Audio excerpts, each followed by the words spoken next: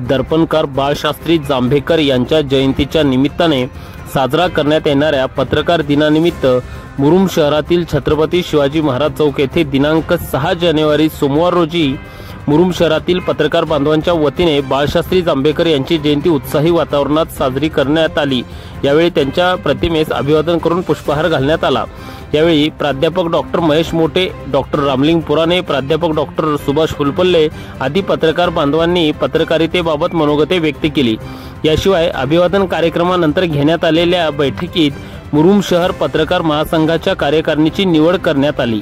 यात प्रामुख्याने मुरुम शहर पत्रकार संघाच्या अध्यक्षपदी डॉक्टर रामलिंग पुराणे, उपाध्यक्षपदी नहीर पाशा मासुलदार, सचिवपदी मोहन जाधव, सहसचिवपदी अजिंक्य मुरुमकर व कोषाध्यक्षपदी सुधीर पंचगल्ले यांच्या निवडी करण्यात आल्या।